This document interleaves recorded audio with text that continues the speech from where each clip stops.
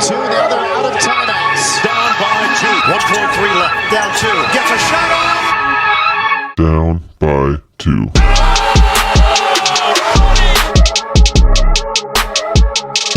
What is going on? It's the Down by 2 podcast. Your host, Josh Elijah. Jesse McKay. What's going on? What's going on? It's another Orlando edition as we were down here covering the Orlando Magic and Toronto Raptors.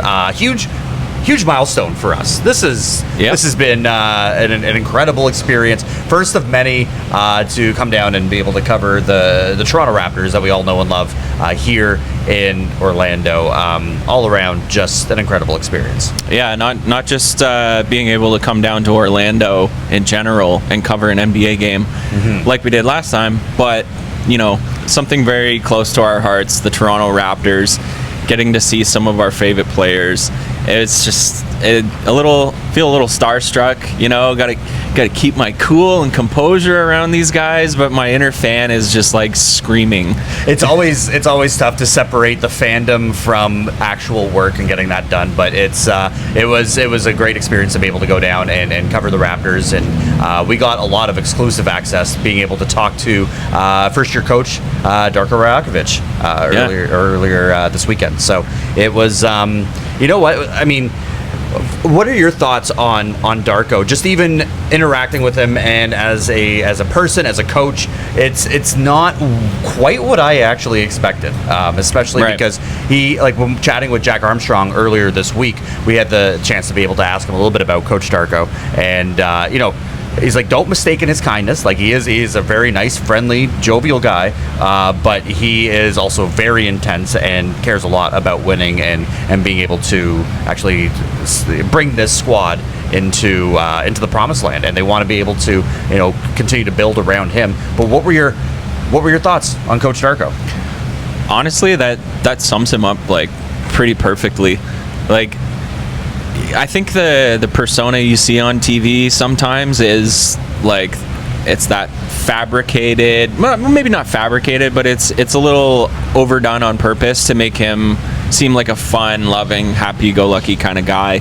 But behind the scenes, man, he is all business. All business. And I could see how he would have a lighter, more playful side, but I think when it comes to the media especially, he's very serious because he doesn't want to be taken as a joke, honestly. Yep. And he wants to be taken as like a serious competitive coach, and that's exactly what he is. And that's the vibe I got being around him. It was just like, no games, this is all business. We're here to play some basketball and win a game. Yep. And I'm sure he's like that with the players as well, behind closed doors. And the guy you see on TV, that's the other side of him that is a little bit more fun and playful. Absolutely. I mean, you can tell, like, especially just coming into the media scrum for the pregame presser as well. He's just like, all right, let's bang out these questions, and we want to be able to find out a little bit more on his insights on what his thoughts are on like players like Gary Trent Jr. and Kelly Olynyk and some of these guys that have expanded roles now with the Raptors with all the injuries that they have.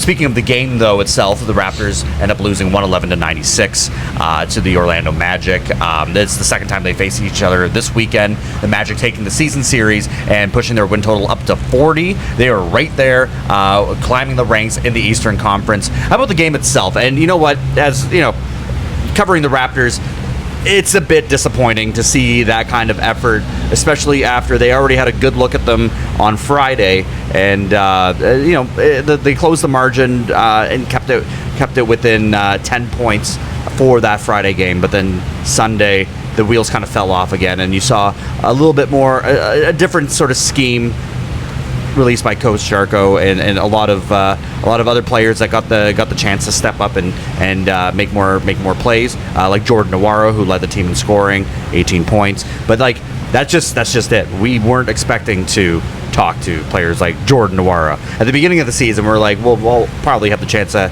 talk with Pascal Siakam or OG Anunoby or Scotty Barnes, and that has not been the case at all this season. Yeah, that's crazy. Honestly, the game was disappointing if you're a Raptors fan. Just straight the fuck up. It was. Yeah, and like I think you expect a little more from them especially after playing them on Friday. You get a little extra game planning and scheming in, and you just had to look at these guys, right? So a little disappointing for Raptors fans for sure. And I think the whole Jordan Nwora thing really speaks to the next man up mentality, like we were talking about pregame. It could be anyone's night at this point because everyone is so injured, and they traded away Pascal Siakam and OG Anunoby, and Friday night it was Gary Trent's night, right? So it could be St. Jordan Nwora's night, another night, right? Who knows? Yeah, I mean, it was really there's no telling who's going to be able to pop off, which is why bettors stay away from the player props when it comes to the Toronto Raptors, because aside from usually Kelly Olynyk, for the most part, he's pretty steady. He's been especially pretty with steady, the starting role, for but sure. You don't know whether or not these guys are going to hit their player totals, if they're going to blow right past them, or if they're going to go severely under. So stay away and probably bet the over when it comes to the visiting team. Yeah, that's a safe one for sure, especially with the Raptors defense. My goodness, just brutal. I mean, you just saw that there was just some major defensive lapse and just no real intensity, especially on the defensive and offensive glass as well. You could see frustration starting to bubble. You could see Kelly Olynyk getting a little frustrated on the court as well. But enough about us just telling you about it. Why don't we just kick it over to some of the exclusive action that we got at Kia Center, a fantastic barn that they got there. It's really just an incredible facility, and we're going to be able to bring you a lot more media coverage from the Kia Center with the Orlando Magic and all the visiting teams. But for starters, let's jump over to Coach Darko Rajakovic of the Toronto Raptors and the pregame presser that we had with him. Good. Good live. Shirts are here and t-shirts. Coach, you have the benefit of obviously playing the same team twice. What do you feel like the point of emphasis will be today against the Magic? There's a team that comes out with a lot of energy. They open up every game with aggressiveness on defense. They're trying to create deflections and steals, and they're trying just to impose their will from the start. And our mentality has to be the same. We need to do that on defensive end, and we gotta be ready when they're trying to do that against us, and continue fight for 48 minutes. What stood out to you from Paolo's first half the other game, and then the second half, and how they utilized him differently? Not much.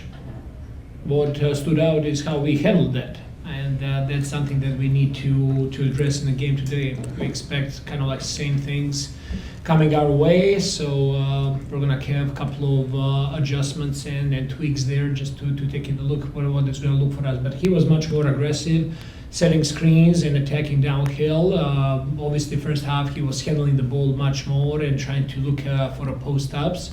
And in the second half, especially like those last 3 minutes of the third quarter, and from that point, he was more in that role of screening and rolling. Coach, big game from Gary Trent Jr. on Friday. Any sort of different tweaks that you might use to utilize him today?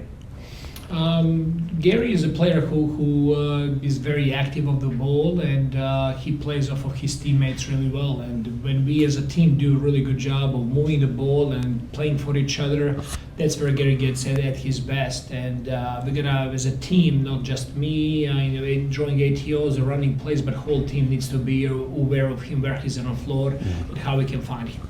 At this point, how do you keep the guys focused? Maybe less on like the wins and losses column, but more like on the process of development and energy and always executing with effort. I always tell guys we cannot take anything for granted. We're in NBA. We're playing NBA season. We are a young team, and right now we're undermanned. But nothing changes with mentality. My mentality is I want to win. I want to approach every single possession on the court for us to improve and get better with just only thing in my mind to win basketball games. And that everything we're doing now is geared towards that, and player development, and also learning experience for our guys so they can get better, and down the line, next week, next month, tonight, next season, they can bring a lot of wins to Toronto Raptors. Coach, despite not having Jonathan Isaac tonight for this Magic team, their second unit is still really deep. They've played as one of the best second units in all of basketball this season. Just what do you see from that group? They do a really good job of utilizing pieces. I think a big piece for them is Joe Ingles coming off the bench, and he just has such a poise and experience, and the way he's running their offense and setting up guys. I think he's a big part of success with that unit. And obviously Banchero is playing, full 12 minutes in the first and third quarter, which kind of like he plays with the second unit, which helps second unit tremendously. But they're a deep team, just like you said. They have a lot of talent. They have a lot of size. And our way to combat that is to be very, very aggressive and to be a scrappy team. Coach, 37 fast break points last game. That's a massive number. You lead the league in fast break points on the year. What's your mindset? What's your philosophy regarding playing with pace and getting out in transition? I mean, it's everything starts with the defense, obviously creating those opportunities and rebounding. But also my big philosophy is we got to run on makes as well. We cannot just run on missed shots and steals. We got to be able to advance the ball and look for the opportunities early in the shot clock. I think when defense is not set, that's our best bet right now with the team we have, just being extremely aggressive, attacking downhill, touching the paint and creating offense that's going to present equal opportunities for guys, which means if you're active and cutting off the ball and being in the right spots, you're going to be rewarded with easy passes and easy looks.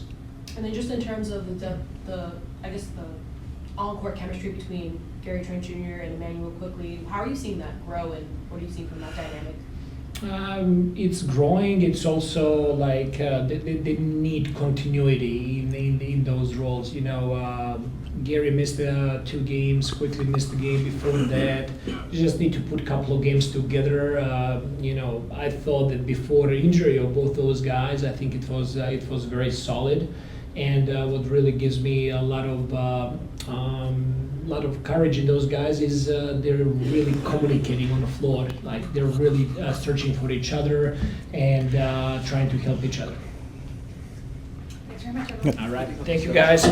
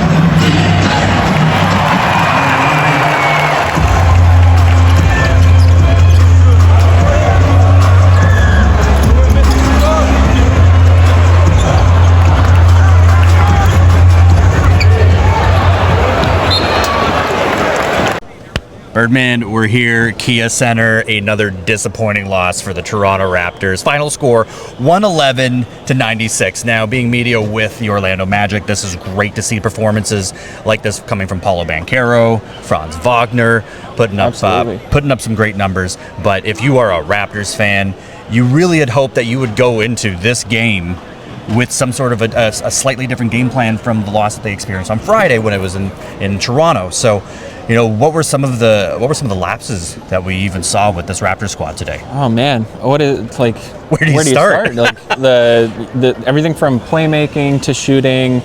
The defense was actually okay.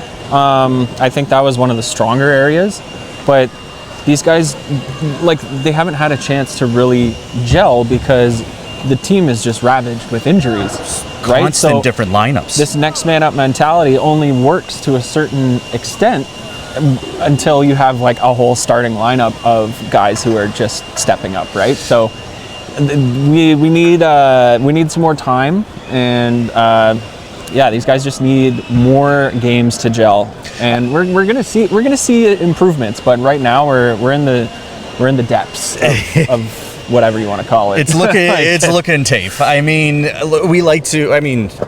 we pride ourselves with knowing most players when it comes to the league, but I would admit, even at some times today, there were some players that were checked in, and I'm just like, oh man, I don't know who this is. First time seeing a couple of them, and we didn't even see him down at the Raptors 905 in Mississauga. That's right. So it's just, some of these players that are now getting opportunities. It's great, as we saw, like Jordan Nwora leading the team in scoring and being able to have those opportunities to be able to capitalize on that. But it's a lot of new different lineups, and at one point, on one side, you can look at the Magic and Coach Mosley, and because of all these different lineups, he doesn't know how to play them because he hasn't seen some of these players before.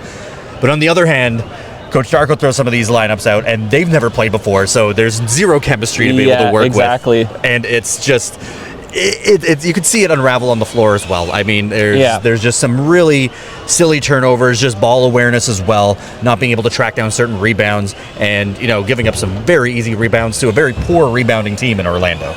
Yeah, there wasn't as much fight on the glass. I thought there were a couple plays where they were just kind of watching the ball and watching the play, right? So I think that's something that you'll see get fixed with time.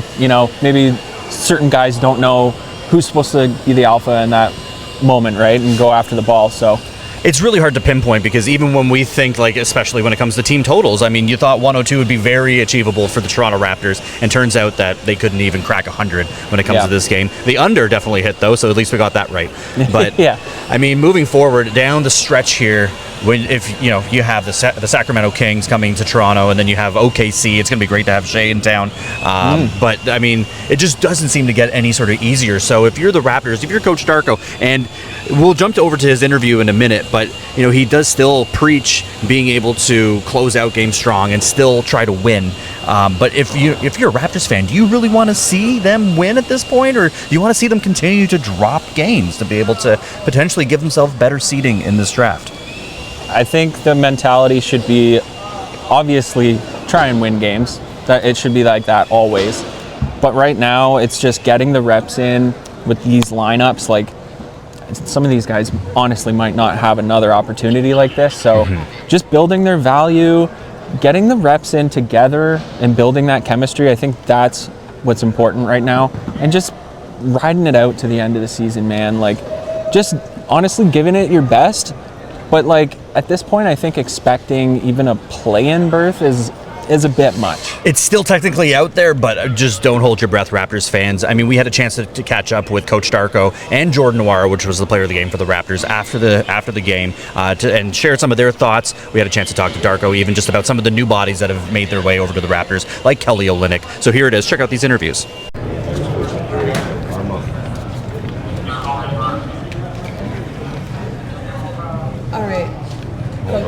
Referencing something that you said earlier in the season, you mentioned that there are no moral victories. Obviously, tonight was a tough game playing a team twice, but what did you see from an effort standpoint that's kind of stood out to you from your team, or did you want to see more? I thought that our effort was good throughout the whole game. Start of the game, our communication, couple of coverages was not to the point. We had a little bit different designations tonight, and we put players in a little bit different defensive coverages that we used to. But as the game was progressing, they were able to pick it up, and communication was getting better. Guys did a really good job on the bench communicating with each other and really focusing on getting better and having solution for some of those. As the game progressed, I thought that our coverages, controls, and lead shows they were really good. We really got hurt in some first half. They had 8 points on buzzer beaters, and we kept them to 52 points in the first half. You know, those kind of possessions, those kind of plays are, momentum changing plays. And then start of the third quarter, they went on a run, we missed some layups and turned the ball over. On the other side, they were able to get out and score in transition. Of course, when you look at the box score, especially in the first half, it was very equal scoring contributions. You guys played to your strength in transition. What did you see from there that something that you guys would like to break down in film and continue those good habits? I thought that in the first half, ball movement could be a little bit better, but what was really good was our cuts and moving without the ball. We were able to touch the paint, multiple possessions and score right away. That was a good part there. And then the second half, I thought that Jordan had a pretty good start with there, scoring and being able to get over to the rim, playing shots for himself and his teammates. Just want to touch on Kelly Olynyk for a minute and some of the intangibles that he's brought to this team since joining the Raptors and having that kind of impact. Yes, so what do you want to know? Just what are some of the intangibles that Kelly Olynyk brings to this squad here? First of all, he's a player with a lot of experience. He's one of the smartest basketball players in NBA. Just the way he's able to connect with his teammates, his feel for the game is unbelievable. And I thought that especially in the first half that he did a really good job of playmaking and then connecting with his teammates. Obviously, Kelly is playing a starter role now and playing heavy minutes. Expanded minutes, and that's a little bit of adjustment for him, plus new team and just getting to learn with his teammates. No, that's good. Thank you, guys. Thank you, Coach. Front and center. Let's do it. All right, here we go. Before you got here, Coach was impressed, especially with your second half and finding your shots. What did you see out there tonight? Just find a little bit of a groove. Obviously, the minutes have been coming the last couple of games, and I said if it's consistent, I'll be able to find a bit of a rhythm and find myself. And it's been happening the past couple of games. How valuable is this time right now that you have these opportunities and these minutes to kind of not just showcase your game, but kind of also contribute towards winning? It's super valuable. Opportunities. Something that you got to seize when the moments come. I'm just trying to do my best of that. Obviously, it'd be a lot better if it came in some wins, but it's part of the NBA. You just got to learn and keep going. What's the added layer of difficulty in playing alongside, not just new teammates that are new to you, but other guys who are also new and learning the system themselves? It's definitely a challenge we're all facing together. We spend a lot of time in the gym together, but just part of all of us being young, we're still trying to find that mesh, and I think this is a good start, for this team and for the future. And with roles changing down the stretch here, how does your mentality kind of change along with that as well? When I play, I just try to be myself, and like I said, when opportunity comes and it's consistent, I can find my rhythm and also be a consistent player. It's just something that comes at that time and opportunity. Coach mentioned that he was having some sit-down meetings with everybody on the team individually. Was there any goals that you are focusing on? Just staying locked in on the defensive end. Continuing to get to the rim and finish. Using my size is something that with my shooting ability I forget sometimes how big I am. But those were two big things, and then other stuff is just stuff. Keep in the office. Yeah. Okay.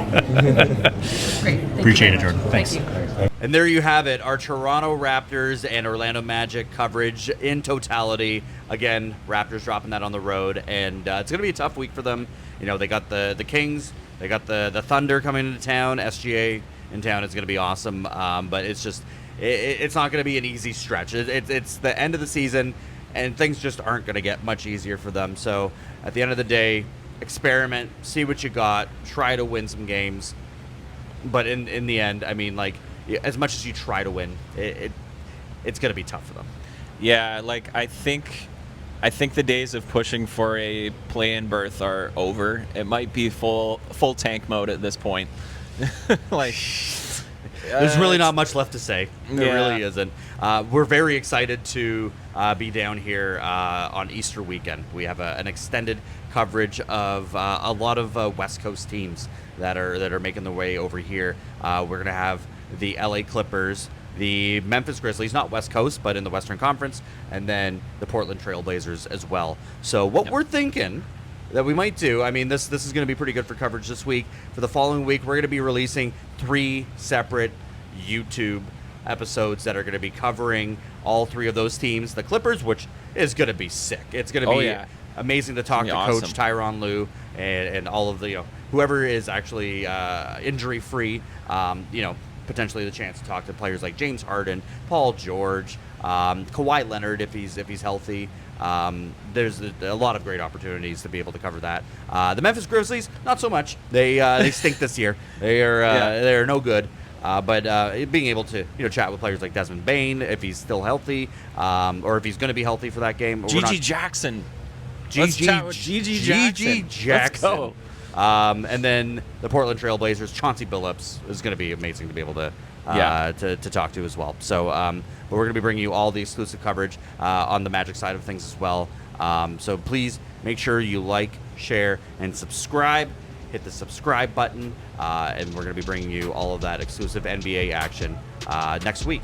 How does that sound? Sounds great. I can't wait, man. It's going to be so sick. Long weekend in Orlando. Like, what else could you ask for?